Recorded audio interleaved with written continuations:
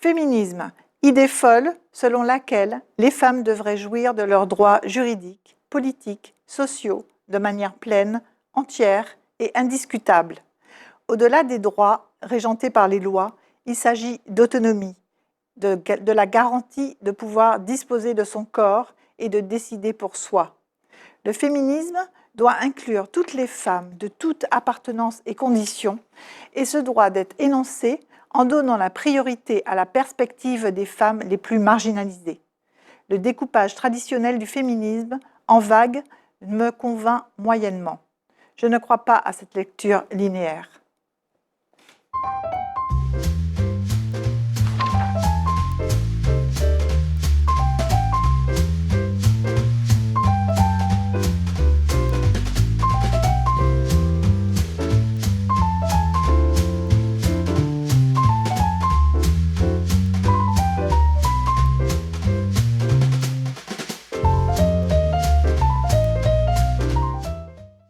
Bonjour, bienvenue dans notre émission Au gré des pages. Aujourd'hui, nous recevons une voix incontournable des réflexions sur l'égalité, les discriminations et les représentations. Elle est considérée comme l'une des militantes antiracistes et féministes les plus influentes et reconnue aussi sur son travail sur les droits humains. Elle est autrice, journaliste, réalisatrice, éditorialiste au Guardian et chercheuse à l'université de Georgetown. Nous recevons Rokhaya Diallo. Rokhaya, bonjour. Bonjour, merci beaucoup pour votre invitation. Merci d'être avec nous. Nous sommes heureuses de vous recevoir, d'abord en Martinique, puisque vous êtes ici à l'occasion du festival En Pays Rêvé, organisé par Victor Laszlo. Ouais, je suis très heureuse d'être l'invitée de Victor Laszlo.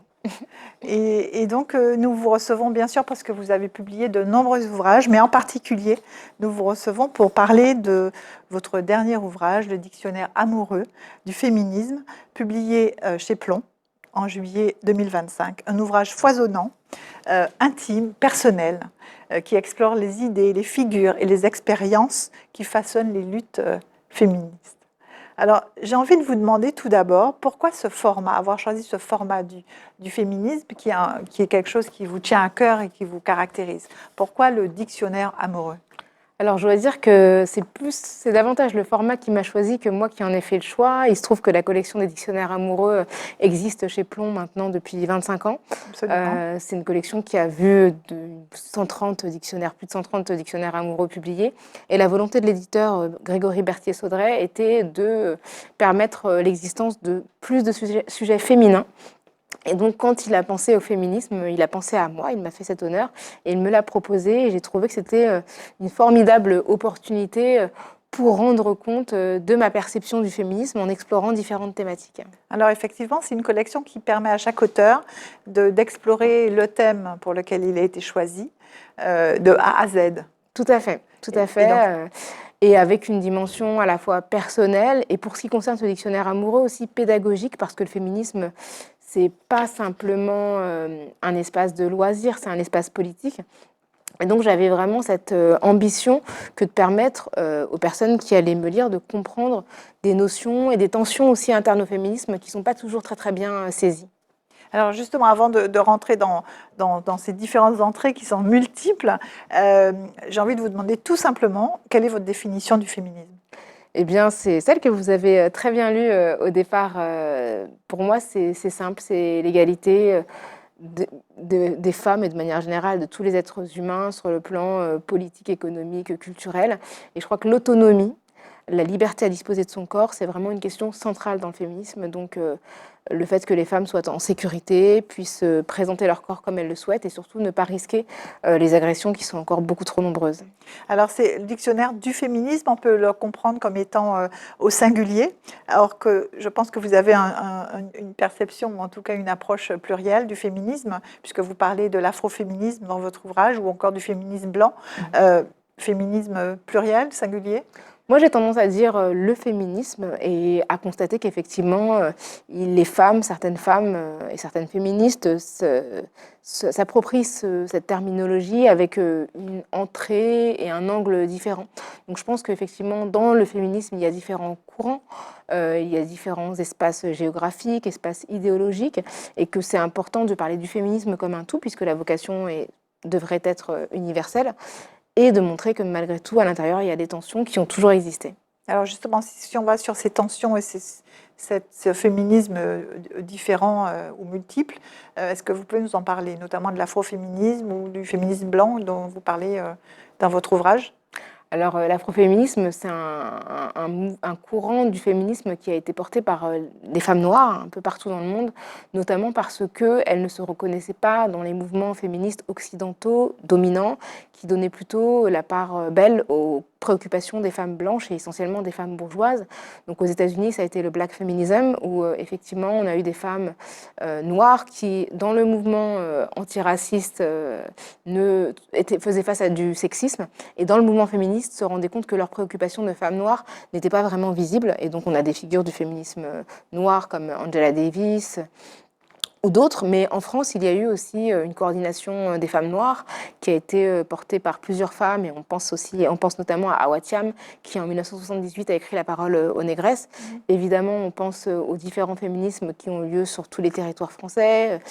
J'ai eu la chance d'échanger avec Rita Bonheur ici, au sujet notamment de l'Union des femmes de Martinique, même si le féminisme de Martinique n'est pas uniquement un féminisme noir, puisqu'il y a une pluralité aussi ethnique. Mais voilà, je crois. Et là, le terme d'afroféminisme, il est vraiment né dans le contexte francophone, dans les années 2010, pour désigner notamment des femmes qui étaient très actives sur les réseaux sociaux, en France et en Belgique, et qui ont voulu nommer un féminisme qui correspondait à leur propre expérience, dont le féminisme majoritaire ne tenait pas compte.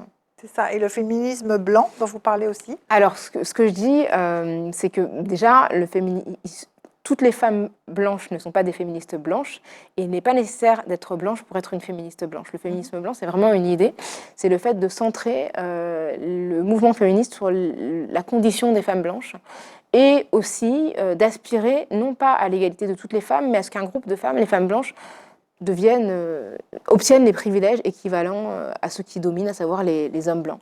Et donc, je prends plusieurs exemples, par exemple, comme celui des suffragistes, notamment américaines, mais c'était le cas en France aussi, de Hubertine Auclair en France, qui était journaliste féministe.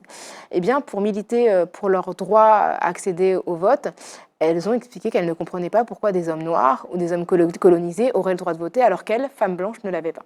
Et donc, elles ont mobilisé des préjugés racistes pour faire avancer leurs droits. Et ça, c'est un féminisme blanc, parce que déjà, elles oubliaient complètement qu'il y avait des femmes colonisées et des femmes noires. Et puis surtout, c'est un féminisme qui n'était pas inclusif, c'était un féminisme qui était éminemment raciste. Donc le féminisme blanc, c'est un féminisme, d'une certaine manière, qui va mobiliser la suprématie blanche pour faire avancer les droits des femmes blanches uniquement, au détriment des droits des femmes non blanches. Et c'est aussi ce féminisme qui ne tient pas compte de l'exploitation des autres femmes pour nous permettre d'accéder à un certain confort. C'est-à-dire que souvent, dans les pays, disons, occidentaux, pour s'affranchir de certaines tâches dans la vie domestique, les femmes ont recours au service d'autres femmes. Souvent des femmes immigrées, parfois des femmes sans papier, en tout cas en situation administrative précaire. Et donc la charge domestique ne se déporte pas sur les hommes, mais sur des femmes. Et donc là, on peut s'interroger sur l'émancipation des femmes, puisque finalement, nous, et je m'inclus, on travaille moins dans l'espace domestique, mais ce sont des femmes plus fragiles qui vont endosser ces tâches. Donc on perpétue le système, en fait. Absolument, avec des femmes qui n'ont pas les moyens de s'échapper de ce système. Alors, si on revient sur votre ouvrage, en fait, racontez-nous les coulisses de cet ouvrage qui recense plus de 100 entrées ou 150 entrées. Comment vous vous y êtes pris pour le rédiger et pour traiter presque toutes les lettres de l'alphabet, de A à Z, mais toutes les lettres, je crois que sont Je crois qu'il n'y a pas de Z, ça s'arrête à Y. Vous n'avez pas trouvé de terme qui pouvait... Non, parce qu'en plus, au départ, j'ai pas réfléchi au fait d'occuper toutes les lettres. Donc c'est en réordonnant. Alors c'est pas moi qui ai fait ce travail, c'est vraiment la maison d'édition. Mais quand on a mis les mots dans l'ordre, je me suis aperçue effectivement que ça s'arrêtait à Y, avec Malala Yousafzai, la militante pakistanaise. Alors comment vous avez procédé ? Vous avez réfléchi à tous les thèmes qui venaient autour du féminisme ? Alors j'ai respiré très profondément. J'ai mis quelques temps avant de m'y mettre. J'ai mis 3 ans avant de commencer. Ah oui. Ouais, parce que je savais pas par où commencer. En fait, c'était tellement vertigineux comme mission que je me suis dit c'est un dictionnaire, c'est vraiment énorme. Et j'avais aussi une pression par rapport à la mission pédagogique que je voulais vraiment m'imposer. Et puis après, ce qui a été assez facile, c'était de lister les mots. c'est venu assez vite. Mais le plus difficile, ça a été de définir les mots les plus complexes. Là où, pour les biographies, j'avais pas forcément de difficulté parce que c'est documenté, et puis c'était une approche personnelle.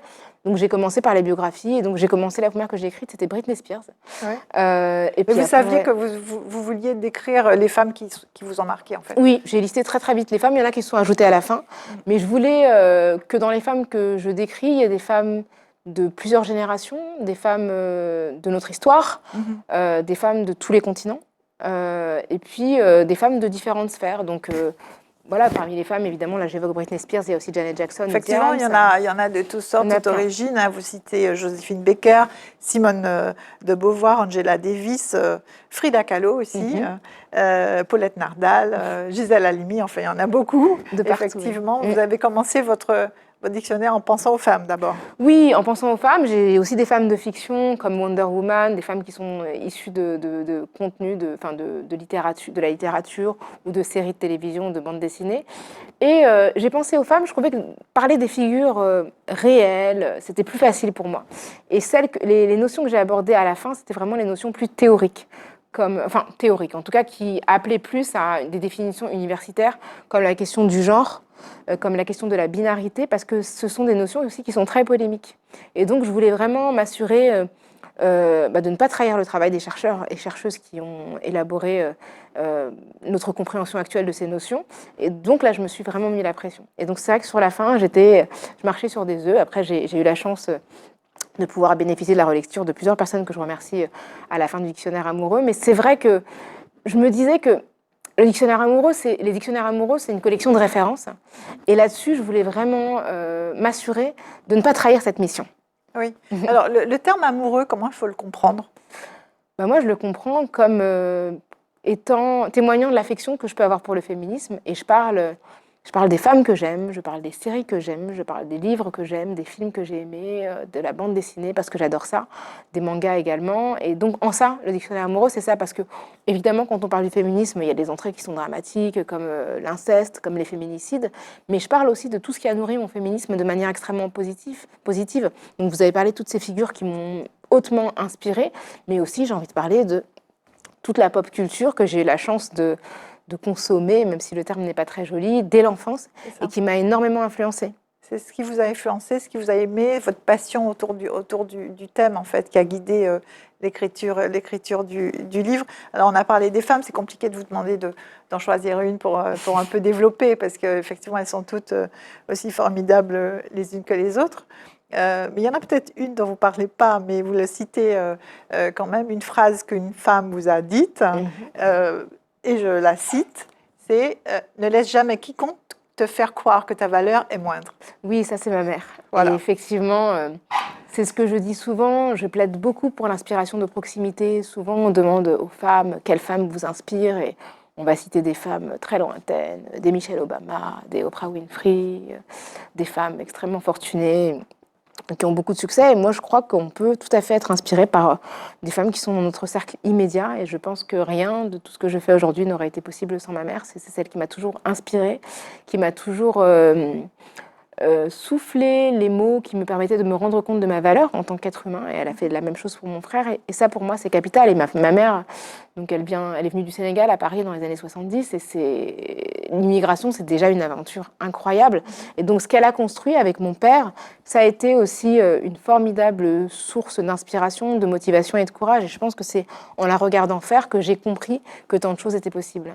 Ça, mais c'est aussi à travers votre parcours, parce que ça n'a pas été forcément évident pour vous. Vous décrivez votre enfance.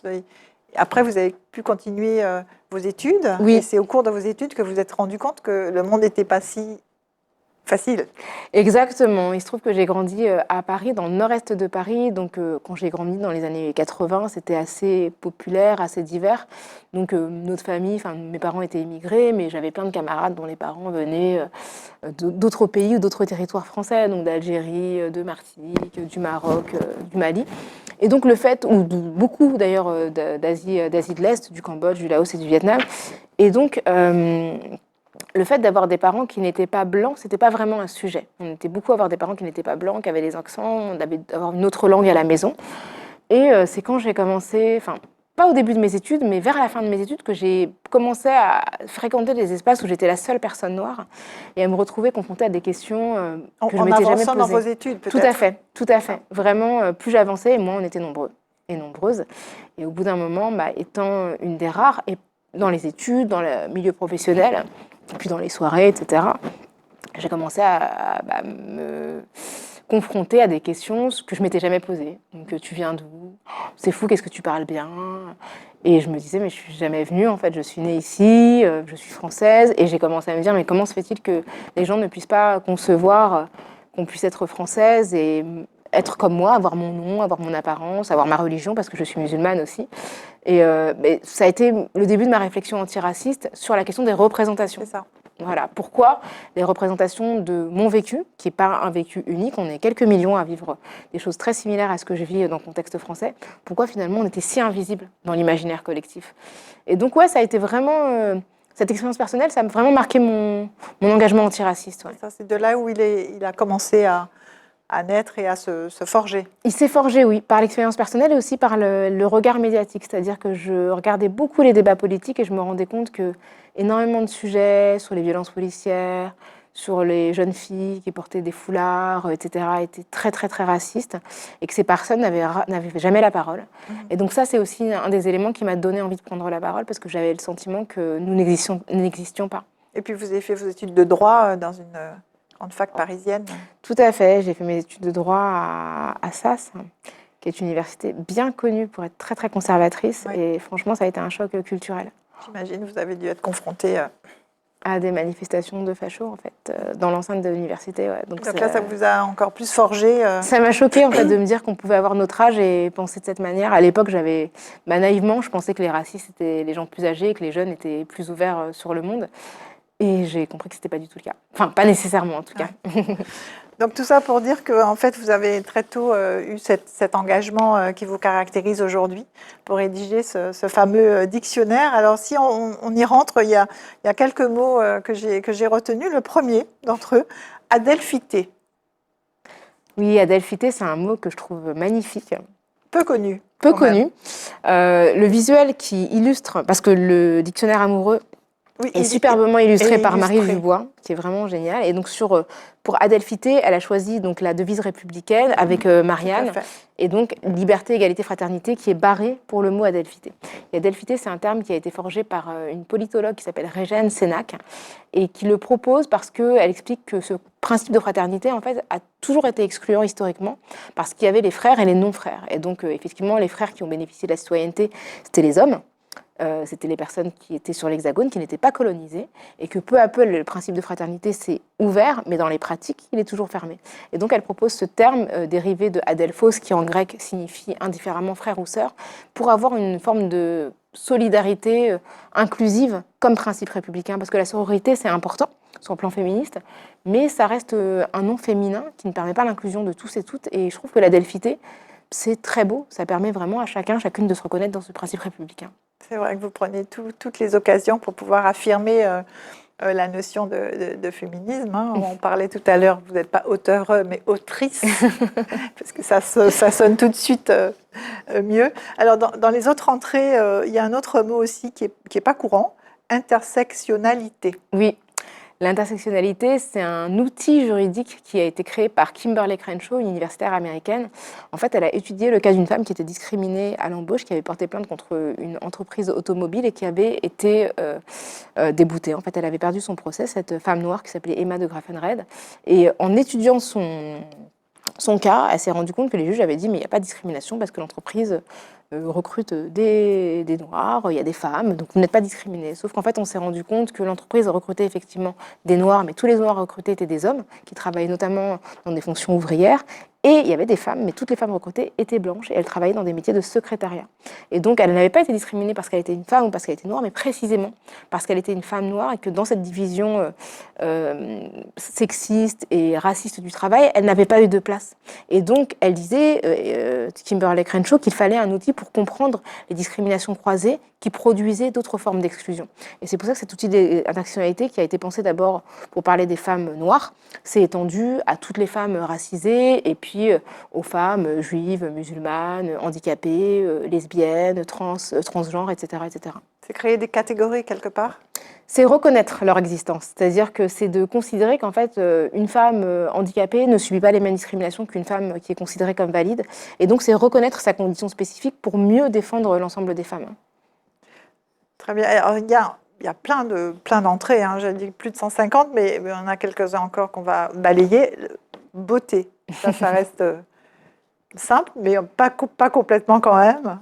Oui, la beauté, moi je considère que c'est le fruit de l'histoire, en fait, c'est une construction sociale. Ce qui est considéré comme beau évolue avec les siècles. Avec le temps. Avec le temps, on voit qu'il y a des choses que les corps féminins qui étaient beaux il y a 100 ans ne sont pas ceux qui sont considérés comme beaux aujourd'hui. Avec les civilisations aussi. Tout à fait. La région du monde où on se situe. Absolument. On sait que là, par exemple, en Europe, la minceur, c'est un critère de beauté.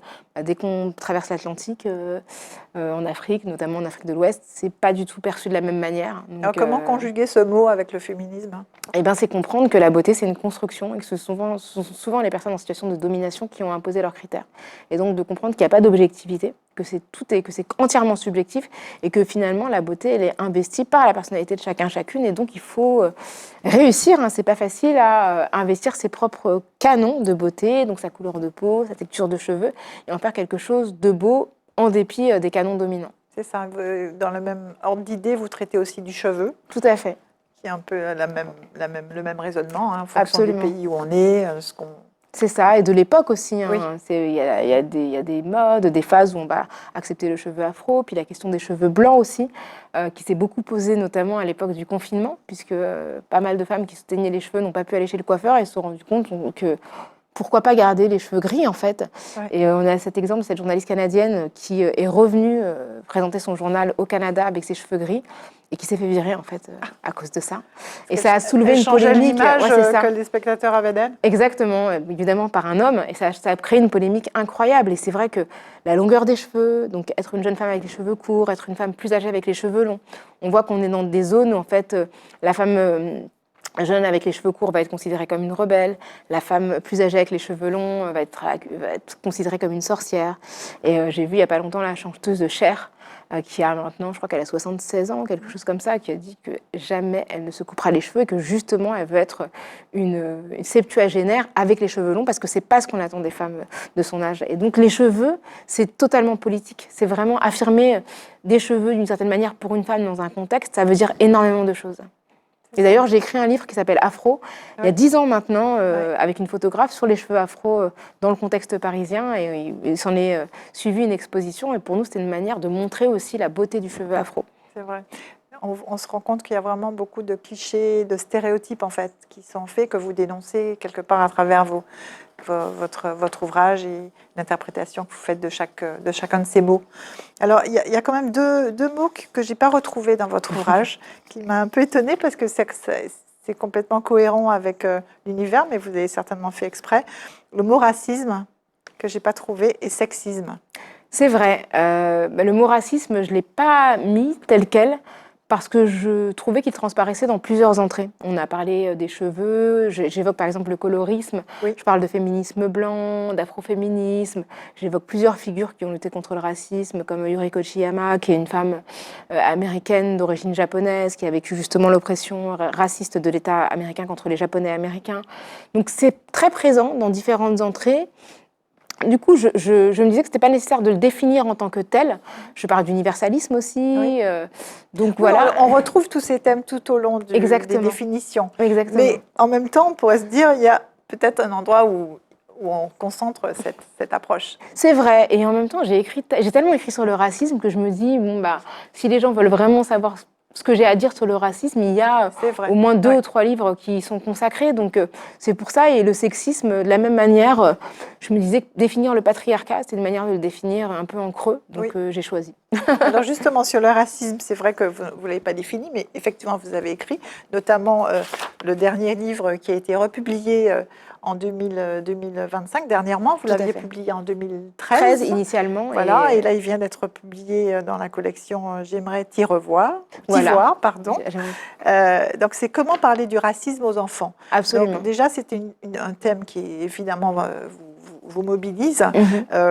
Et vous trouviez qu'il y avait vraiment matière à alerter, parce qu'en fait, on s'aperçoit que le racisme, au niveau des enfants, en tout cas quand ils sont vierges de toute influence, n'existe pas.